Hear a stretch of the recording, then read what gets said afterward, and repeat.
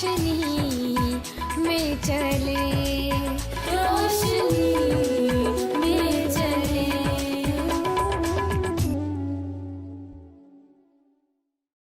ناظرین، مسیح خداوند کے جلالی نام میں آپ کو سلام عرض کرتے ہیں اور آپ کو پروگرام کلام کی روشنی میں ہم خوش آمدید بھی کہتے ہیں۔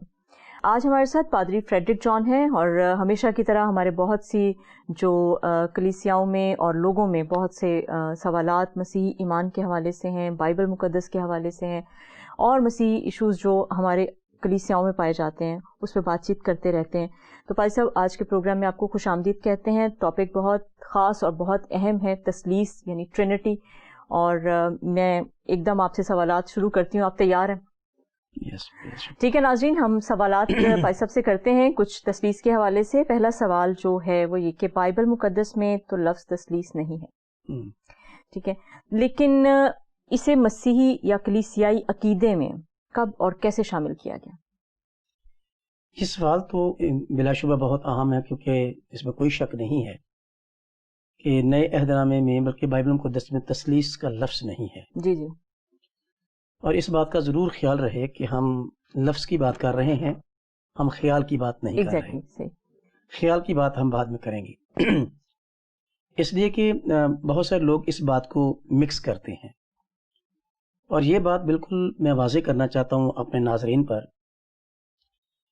کہ لفظوں کا تعلق مذہب سے نہیں ہوتا، اور اگر ہم مذہب کی تعریف کریں تو مذہب وہ خیال، وہ ہدایت، وہ رہنمائی ہے جو خدا کی طرف سے ملتی ہے۔ بالکل۔ اور جب ہم نظریہ الہام کی بات کرتے ہیں تو اس میں ہم یہ سوچتے ہیں تھیولوجی میں کہ جو نظریہ الہام ہے مسیحیت میں، اس میں خدا کی ذات جو ہے وہ اپنے ایمانداروں کو خیال دیتی ہے، جی، پیغام جو ہے وہ خیال کی صورت میں آتا ہے، صحیح، اور پھر ایماندار اپنے کلچر میں رہتے ہوئے، اپنے حالات اور ماحول میں رہتے ہوئے اس پیغام کو جو ملہم ہوا ہے، جو الہامی طور پر ان کے دل پر ڈالا گیا ہے، اس خیال کو، اس پیغام کو، اس مذہب کو، اس عقیدے کو جو خدا کی طرف سے ملا ہے، اس کو اپنی مقامی زبان میں، اپنے مقامی کلچر میں وہ اس کو ادا کرتے ہیں۔ ٹھیک۔ اب جب تثلیث لفظ کی بات کرتے ہیں تو یہ سمجھنا ضروری ہے کہ لفظ تثلیث مذہب کا حصہ نہیں، جس کو ہم اس خیال اور اس پیغام کی بات کر رہے ہیں۔ تثلیث کا تعلق کلچر سے ہے، لینگویجز سے ہے، اور لینگویجز کی تاریخ جو ہے وہ مذہبوں سے پرانی ہے۔ اس لفظ کا تعلق، میں اسی پر آ رہا ہوں۔ جی، تو یہ لفظ جو ہے پیشتر اس سے کہ یہ پیغام آتا، اور کلیسیا کے جو بزرگ ہیں اور رسول ہیں وہ اس لفظ کو اس عقیدے کے بیان میں، اس خیال کے بیان میں استعمال کرتے جو خیال پہلے سے ان کے پاس موجود تھا۔ یہ بات میں اس بات کی وضاحت میں کر رہا ہوں کہ گو کے لفظ تثلیث جو ہے بائبل مقدس میں موجود نہیں ہے، لیکن جس عقیدے کے بیان میں اس لفظ کو اختیار کیا گیا یا استعمال کیا گیا، وہ خیال، وہ پیغام بائبل مقدس میں بکثرت پایا جاتا ہے۔ اور میں 2-3 حوالہ جات یہاں پر کوٹ کرنا چاہوں گا۔ جی، اور پہلا واقعہ جو یسوع مسیح کے بپتسمے کا ہے۔ ٹھیک۔ یسوع مسیح کے بپتسمے کے موقع پر آسمان سے آواز آئی کہ یہ میرا پیارا بیٹا ہے، اور روح جو ہے وہ کبوتر کی مانند اس پر اترا، اور اوپر جو آواز دے رہا ہے، جو بات کہہ رہا ہے، وہ خدا باپ ہے۔ اس کے بعد جب یسوع مسیح نے بپتسمے کا اجرا کیا اور اس کو مقرر کیا، جس کا بیان ہمیں متی کی انجیل کے 28ویں باب میں ملتا ہے، جب یسوع مسیح نے کہا کہ تمام دنیا میں جا کر انجیل کی منادی کرو اور انہیں باپ اور بیٹے اور روح القدس کے نام سے بپتسمہ، تو ارشاد اعظم میں تثلیث کا جو عقیدہ ہے، جو خیال ہے، جو ایمان، جو پیغام ہے، وہ موجود ہے۔ پھر کرنتھیوں کے دوسرے خط کے آخری باب میں اس میں بھی جس کو ہم کلمات برکت کے طور پر عام طور پر ادا کرتے ہیں، پولس رسول نے کرنتھس سے کلیسیا کو دوسرا خط لکھتے ہوئے، وائنڈ اپ کرتے ہوئے یہ الفاظ ادا کیا، اور وہ میں پڑھ دیتا ہوں اپنے ناظرین کے لیے۔ کرنتھیوں کے نام پولس رسول کا دوسرا خط، اور اس کا 13واں باب اور اس کی 14ویں آیت. اس میں لکھا ہے خداوند یسوع مسیح کا فضل اور خدا باپ کی محبت اور روح القدس کی شراکت. تو یہ تینوں الگ الگ پرسن کے طور پر مختلف جگہوں پر ذکر ہوئے ہیں. اب اس خیال کو اور اس پیغام کو جو انجیل مقدس میں رقم ہوا مختلف مواقع پر، جب یہ بات یوحنا رسول نے اپنے شاگردوں کو بتانا چاہی جی کسی ایک لفظ میں، تو اس کی تاریخ یہ بیان کی جاتی ہے کہ پولیکارپ، پپیاس اور اگنیشیس یوحنا رسول کے بڑے نامور شاگرد گزرے ہیں، اور یہ تینوں مختلف کلیسیاؤں کے بشپ بنے. صحیح. ان میں سے پولیکارپ نے جب یوحنا رسول سے سوال کیا کہ یہ جو عقیدہ ہے ہم اس کو کس طرح سے ادا کریں، تو پہلی دفعہ لاطینی زبان میں لفظ ٹرینیو یوحنا رسول کے منہ سے ادا ہوا. ٹھیک ٹھیک. انجیل مقدس میں اس لیے رقم نہیں ہوا کہ جب یہ بات ہوئی اس عقیدے پر جس کا ذکر متی کی انجیل کے 28ویں باب میں اور بپتسمے کے موقع پر اور پھر پولس رسول کے کرنتھیوں خط میں آیا ہے، تو یوحنا رسول نے یہ لفظ لاطینی زبان کا پولیکارپ کو دیا. تو وہ لفظ جو تھا وہ ٹرینیو تھا، جس سے انگریزی زبان کا لفظ ٹرینٹی بنا ہے، تثلیث بنا ہے. لیکن خوبصورتی کی بات یہ ہے کہ یہ لفظ صرف پولیکارپ نے استعمال نہیں کیا. پولیکارپ نے صرف سنا نہیں ہے، پھر پولیکارپ نے 110 عیسوی میں ایک کتاب لکھی جس میں انہوں نے پہلی دفعہ کسی کتاب میں ڈاکیومنٹ میں تحریری طور پر اس لفظ کو استعمال کیا. اس کے بعد 170 عیسوی میں ہیپولیٹس نے ایک اور کتاب لکھی جو تھی ہی تثلیث کے مضمون پر، اور پوری کتاب انہوں نے اس عقیدے کے بیان میں لکھ دی. جو لوگ یہ سوچتے ہیں کہ یہ لفظ 3 صدی میں یا 5ویں صدی میں یا 8ویں صدی میں کلیسیا میں رائج ہوا، وہ اس بات کو نوٹ فرمائیں کہ یہ لفظ گو کہ انجیل مقدس میں یا نئے عہد میں استعمال نہیں ہوا، لیکن یہ اسی شخص کے منہ سے ادا ہوا جو خود ملہم تھا، الہام شدہ تھا. ٹھیک. وہ شخص خدا کی تحریک سے بولتا تھا، جیسے اس نے انجیل لکھی، جیسے اس نے خطوط لکھی، ہم نے ان کو الہامی مانا. جیسے اس نے مکاشفہ کتاب لکھی، ہم نے اس کتاب کو الہامی مانا. اسی روح میں رہتے ہوئے اس نے جب یہ لفظ ادا کیا تو یہ لفظ بھی اتنا ہی الہامی ٹھہرا جتنا کہ اس کی باقی تحریریں الہامی تھی. تو میرے نزدیک تثلیث کا لفظ اگر وہاں نہیں ہے تو کم از کم یہ لفظ اس ملہم شخص کے منہ سے ادا ہوا جس نے باقی تحریریں بھی لکھی اور کلیسیا نے ان کو الہامی مانا اور تسلیم کیا. ٹھیک پائی صاحب، بہت شکریہ. پائی صاحب آپ نے ایک چیز جو بیان کی کہ یوحنا رسول نے لفظ یہ ادا کیا ٹرینیو، ٹھیک ہے، اسی کو ہم لے کر آگے بڑھیں گے کہ ٹرینیو سے ٹرینٹی تک ایک سفر ہوگا کہ نہیں. اس کو اگر ہم دیکھیں یہ لفظ ٹرینٹی بنتا ہے تو اس کی ادبی وضاحت آپ کیسے کرتے ہیں؟ اس کی ادبی وضاحت دیکھو یہ ہے کہ ہر لفظ جو ہے وہ اپنے ایک مخصوص سبجیکٹ کا ہوتا ہے. ٹھیک ہے. مثال کے طور پر میں اگر کسی گن کا ذکر کروں گا تو اس کو آمری کی طرف جائیں گے، آپ عسکری سبجیکٹ طرف چلے جائیں گے. ٹھیک. اگر میں ایک لفظ عدد استعمال کرتا ہوں ایک، تو آپ لا محالہ علم الاعداد کی طرف جائیں گے، کیونکہ لفظ ایک کی وضاحت جو ہے وہ آپ بایولوجی میں نہیں کر سکتے. عدد ایک جو ہے وہ علم الاعداد میں ہی ادا ہوگا، اس کی وضاحت وہاں پر موجود ہے.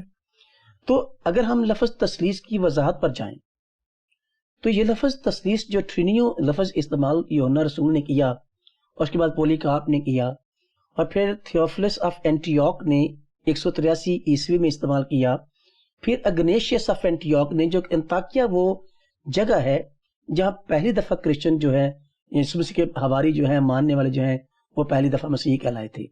یہ دونوں لوگ تھیوفلس اور اگنیشیس دونوں انطاکیہ کے رہنے والے تھے.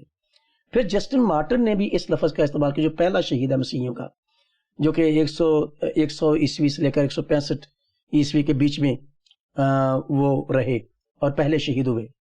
ان سب نے استعمال کیا اور انہوں نے اس کانفیڈنس کے ساتھ کیا کہ یوحنا رسول کے منہ سے ادا ہوا اور اس لفظ کو انہوں نے الہامی لفظ ہوتے ہوئے ہی قبول کیا.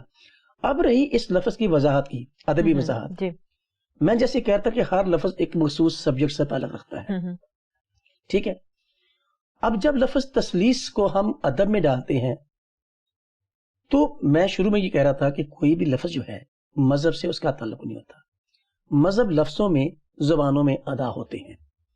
جب اس لفظ کو یوحنا رسول نے اور پھر پولیکارپ نے جو ان کا شاگرد تھا، پھر پولیکارپ کے شاگرد آئرینیس نے اور پھر دیگر لوگوں نے جن کا میں ذکر کر رہا تھا استعمال کیا، تو انہوں نے اس لفظ کو دیکھا کہ یوحنا رسول نے یہ لفظ کہاں سے اٹھایا ہے.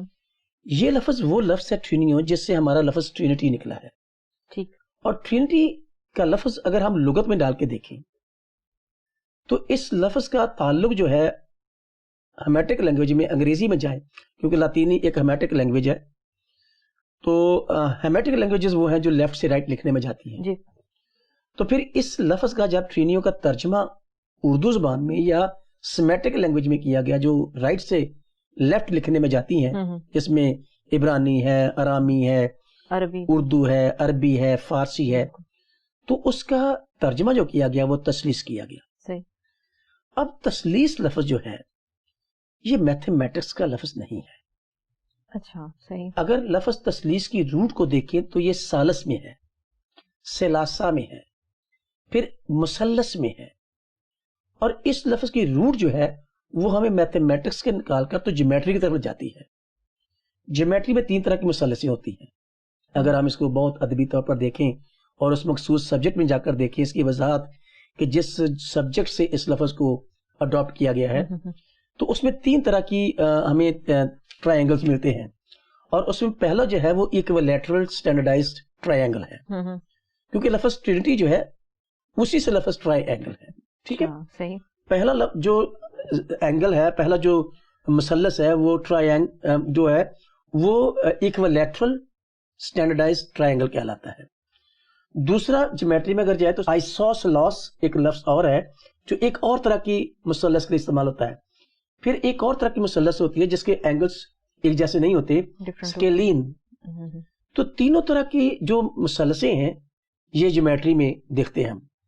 لیکن یہاں پر ہم جس مثلث کی بات کرتے ہیں، جس سلاسہ کی بات کرتے ہیں، جس تسلیس کی بات کرتے ہیں، وہ ایکویلیٹرل ٹرائی اینگل ہے. ایکویلیٹرل میں اسٹینڈرڈائز کیوں لیتا ہوں؟ کیونکہ جس خدا کی بات کرنا چاہتا ہوں وہ اسٹینڈرڈ پر ہے. صحیح. ٹھیک ہے. اور اگر آپ اس مثلث کو لیں جو ایکویلیٹرل اسٹینڈرڈائز ٹرائنگل ہے، جی، تو جیومیٹری بتاتی ہے کہ اس کو تینوں اینگل جو ہے نا وہ 60 کی ڈگری پر جائے کامل ہو جاتے ہیں، 60 کی ڈگری پر. اور اس کے کسی بھی اینگل کو ذرا سا بھی اوپر نیچے کر دیں گے تو وہ اسٹینڈرڈائز ایکویلیٹرل ٹرائنگل نہیں رہے گا. ٹھیک ہے. تو میں جس مثلث کی بات کرتا ہوں وہ ایکویلیٹرل ہے، 60 کی ڈگری پر ہے. اب رہی بات اس کی کہ اس کو ہم تھیولوجی میں کیسے ڈسکس کرتے ہیں. جب لفظ مثلث استعمال کیا گیا جس کے لیے لفظ تسلیس کو ہم نے لیا، تو ویبسٹرز ڈکشنری، کالج ویبسٹرز ڈکشنری اس کی وضاحت یوں کرتی ہے کہ مثلث جو ہے وہ مساوت الزاویہ سی رکنی اکائی ہے. اور یہ لفظ قابل غور ہے. سارے جو ٹرائی اینگل کی ڈیفینیشن جو ہے، مثلث کی جو ڈیفینیشن ہے، جی، جس سے لفظ ہمارا تسلیس نکلتا ہے، جی بالکل وہی جو آپ نے انگلش میں اس کا کیا، اس کا اردو ترجمہ یہ ہے کہ مساوت کالج ویبسٹرز ڈکشنری اس کی وضاحت کرتی ہے کہ یہ جو مثلث اسٹینڈرڈائز ایکویلیٹرل ٹرائنگل، اس کا ترجمہ وہ یہ کرتی ہے، اس کے معنی وہ بھی آپ بیان کرتی ہے کہ یہ ایک سے رکنی مساوت الزاویہ اکائی ہے. تو دیر از یونٹی with 3 angles، کیونکہ ٹرائی اینگل جو ہے ایک یونٹ ہے اور اس کے 3 اینگلز ہیں. بالکل صحیح ہے. ٹھیک ہے. وہ 3 الگ الگ نہیں ہیں، وہ ایک دوسرے کے ساتھ پیوست ہیں، لیکن دونوں سب ایک ساتھ نہیں ہیں، لیکن ایک اتحاد میں ہیں. تو مثلث لفظ جو ہے تسلیس کو بہت خوبصورتی سے، ایک سٹیج پر مجھے کسی دوست نے پوچھا کہ یہ تو اگر ہم جیومیٹری کی جو میتھمیٹکس میں اس کو ڈسکس کریں گے تو یہ تو پھر بہت لمبا چڑا ایک بحث چھڑ جائے گی. تو میں نے انہیں کہا کہ اس کی لمبی چوڑی بحث کی بات نہیں ہے، ہم ایک لفظ کو ڈسکس کر رہے ہیں اس کے مخصوص ادب میں، اور اس کا مخصوص ادب جو ہے وہ جیومیٹری میں ہے. کیونکہ لفظ تسلیس جو ہے وہ لفظ مثلث سے نکل کر ہمارے پاس آیا اور ہمارے بزرگوں نے استعمال کیا، اور اسی انڈرسٹینڈنگ سے کیا، کیونکہ اس کا ہر اینگل ایکول ہے. جب میں تھیولوجی میں اس کو دیکھتا ہوں، ٹھیک ہے، تو اس میں ہم کہتے ہیں کہ خدا باپ، خدا بیٹا اور خدا روح القدس تینوں ہی قدامت کے اعتبار سے، ازلیت کے اعتبار سے، اختیار کے اعتبار سے ایکول ہے. بالکل بے شک. تو یہ ایک یہ اکائی ہے, یونٹ, ون یونٹ ہے. اور میں سوچتا ہوں کہ کئی دفعہ ہم اس کو بڑے فرق دیکھتے ہیں کہ کہتے ہیں کہ ایک میں تین اور تین میں ایک کا جو عقیدہ ہے, کیا ہم اس کو مرکب کہہ سکتے ہیں تثلیث کو؟ نہیں, تثلیث مرکب نہیں ہے, اس لیے کہ مرکب جو ہے وہ چیزوں کے اتحاد کو کہتے ہیں. صحیح. لیکن تثلیث جو ہے وہ چیزیں نہیں ہیں, ہم شخصیات کو ڈسکس کرتے ہیں, اور شخصیات کے اکٹھا ہونے کو مرکب نہیں کہتے, اتحاد کہتے ہیں. اتحاد کہتے ہیں, ٹھیک ہے. اور پھر مرکب جو ہے وہ مجھے لگتا ہے کہ تثلیث کا اپوزٹ ورڈ ہے, اس لیے کہ مرکب میں چیزیں باہر سے اندر اتحاد پاتی ہیں, اور کوئی تھرڈ پرسن ان کو اکٹھا کرتا ہے ایک جگہ پر, تو پھر وہ مرکب ہو جاتا ہے. لیکن تثلیث میں ایسا نہیں ہے. تثلیث کے تینوں اراکین, تینوں جو پرسنز ہیں, خدا باپ, خدا بیٹا اور روح القدس, یہ تینوں ازل سے ایک ساتھ تھے اور وقت کے ساتھ ساتھ ریویل ہوئے ہیں. یہ باہر سے اندر اتحاد نہیں ہے, بلکہ اندر کا اتحاد وقت کے ساتھ ساتھ دنیا پر ریویل ہوا ہے, ظاہر ہوا. تو ہم اس تثلیث کے عقیدے کو اس اینگل سے, اس طرح سے دیکھتے ہیں کہ یہ ایک تو مرکب نہیں ہے, اور دوسرا یہ خدا کی ذات کا ریولیشن ہے, یہ مکاشفہ ہے جس کو دنیا نے تجربے سے دیکھا ہے. اور تینوں ہی شخصیات جو اس میں ہم دیکھتے ہیں, تینوں ایکول ہیں اپنی ذات میں, اپنے اختیار میں, اپنی قدامت میں, اپنی اصلیت میں, وغیرہ وغیرہ. ٹھیک, بہت شکریہ بھائی صاحب. تثلیث کی ادبی وضاحت آپ نے بہت تفصیل سے کی, اور کافی اہم جو چیزیں ہیں ہمارے سمجھانے کے لیے وہ آپ نے اس میں جیومیٹری کے حوالے سے بھی آپ نے بتایا. ایک اور سوال اسی پیرائے میں ہم رہتے ہوئے کہ باپ اور بیٹے کی وضاحت اس میں ہم کیسے دیکھتے ہیں؟ باپ, بیٹے اور روح القدس کے حوالے سے ہے, لیکن باپ اور بیٹے کی جو ہے اس کو آپ کیسے, ان دونوں کرداروں کو آپ کیسے ڈیفائن کرتے ہیں؟ اب دیکھو, بات یہ ہے کہ جب ہم یہ دونوں لفظ استعمال کرتے ہیں, باپ اور بیٹا, جی جی, تو یہ دونوں لفظ رشتوں کے بیان میں ہم استعمال کرتے ہیں, اپنے ادب میں, اپنے کلچر میں, اپنے کانٹیکس میں. جب بھی باپ اور بیٹے کا لفظ استعمال ہم کرتے ہیں تو ہم رشتوں کے بیان میں کرتے ہیں. بالکل, ہاں. جیسے میں ہم کسی دو شخصوں کے رشتوں کی بات کرتے ہیں, ان کے رشتے تعلق کی بات کرتے ہیں. اب یہ لفظ جب سامنے آتے ہیں تو ایک دم سے جو دنیاوی سوچ کے لوگ ہیں وہ کوئی دو مادی شخصیات کی طرف جاتے ہیں. اب یہ جس کو ہم باپ کہہ رہے ہیں, جس کو ہم خدا کہہ رہے ہیں, اس پر کم از کم دنیا کے تین بڑے مذاہب ایمان رکھتے ہیں, اور تینوں ہی مذاہب اس بات پر متفق ہیں کہ جو خدا کی ذات ہے وہ ایک روحانی شخصیت ہے, مادی شخصیت نہیں ہے. اور اسی خدا کے اندر ہم ایک اس کی ذات کے مکاشفے کی بات کرتے ہوئے تثلیث کی بات کرتے ہیں. ٹھیک ہے, اب اس ذات کے اندر جب ہم بیٹے کے تصور کو لیتے ہیں, جی جی, تو پھر اس میں ہم اس کے بیٹے کے مادی ہونے کو کیسے دیکھ سکتے ہیں؟ ایک ذات روحانی ہے, جو اس کا بیٹا ہے وہ مادی کیسے ہو سکتا ہے؟ لیکن وہ مادیت میں ظاہر ہو سکتا ہے, لیکن وہ خود مادی نہیں ہے, مادہ سے نہیں ہے, میٹیریل سے نہیں ہے. تو روحانی شخصیات سے روحانی شخصیات پیدا ہوتی ہیں, روحانی رشتوں سے روحانی رشتے بنتے ہیں. تو اگر ہم خدا اور خدا کے بیٹے کی بات کرتے ہیں تو یہ ایک روحانی رشتے کی بات کرتے ہیں, اس میں مادی رشتہ نہیں ہے. یہ الگ بات ہے کہ وہ روحانی شخصیات اس مادی دنیا میں, اس میٹیریل ورلڈ میں ظاہر ہوئے. اور ہم نے کسی پچھلے پروگرام میں یسوع مسیح ابن خدا کے ظہور کی بات کرتے ہوئے کچھ سوالوں کے ہم نے بات کی تھی, ان کے جوابات دیکھے تھے کہ خدا کی ذات جب جسم میں آ جاتی ہے, مجسم ہوتی ہے, تو محدود تو نہیں ہو جاتی. تو اس کی وضاحت میں میں نے 2-3 حوالے کوٹ کیے تھے بائبل مقدس میں سے, کہ اس میٹیریل ورلڈ میں اس کا ظہور جو ہے وہ اس کو محدود نہیں کرتا.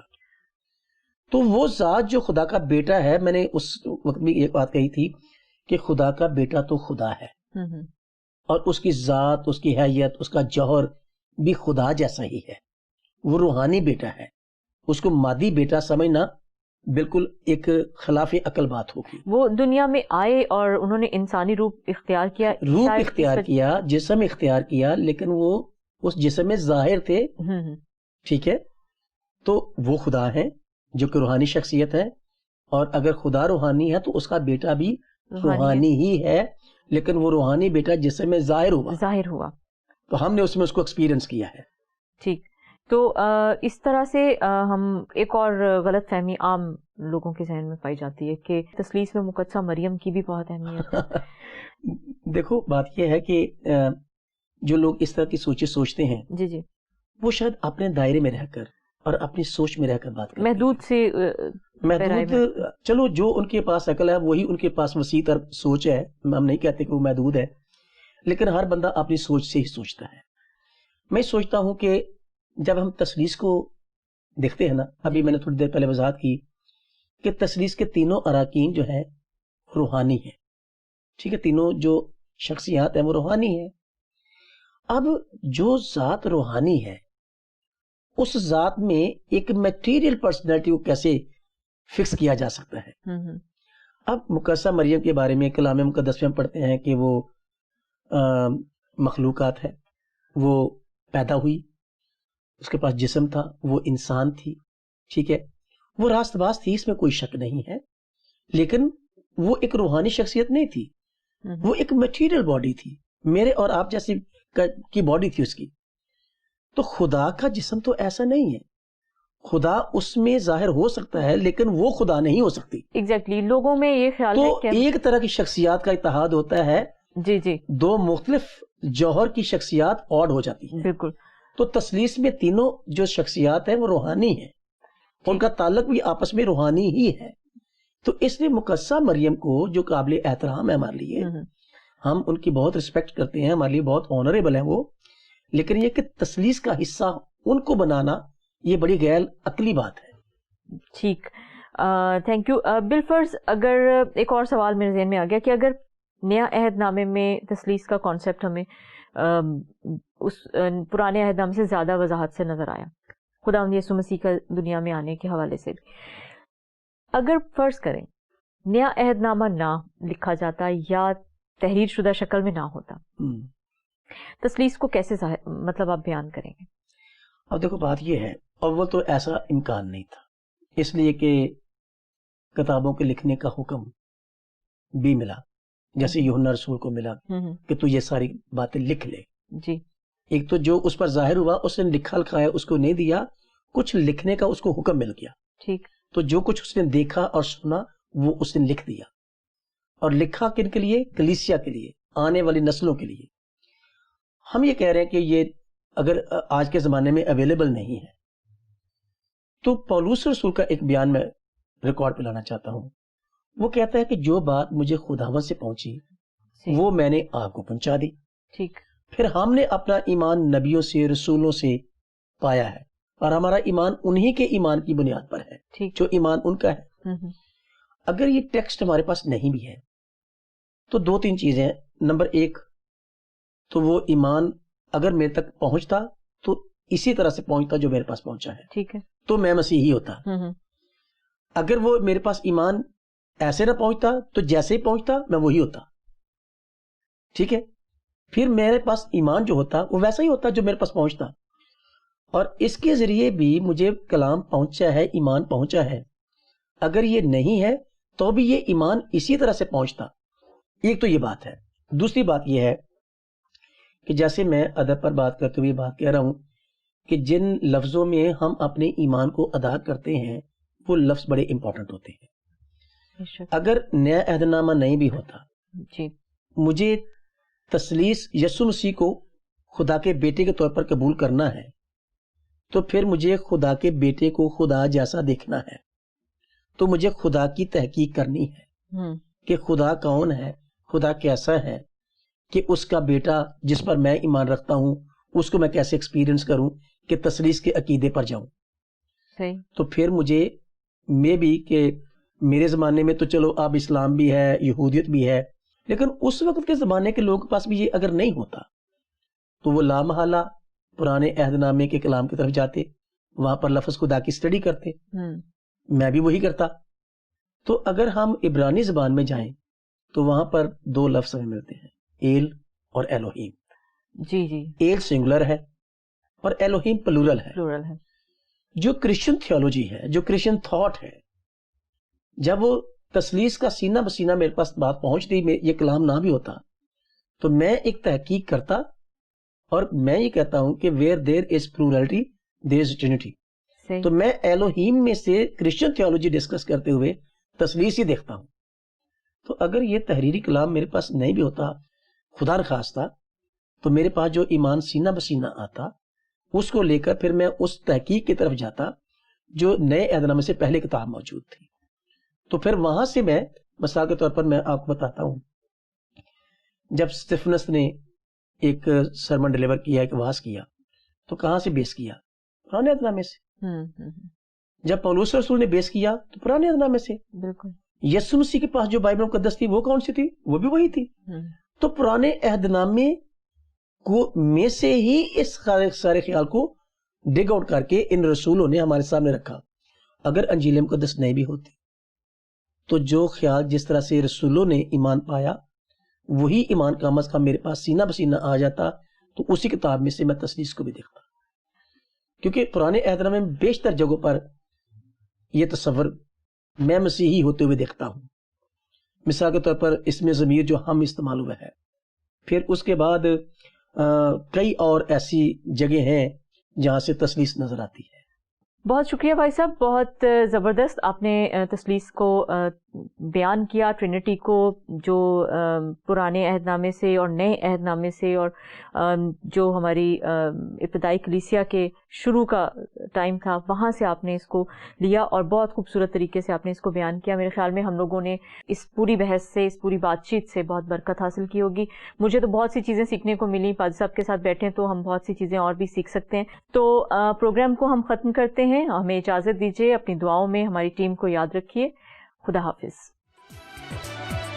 آؤ ہم خداوند کی روشنی میں چلے.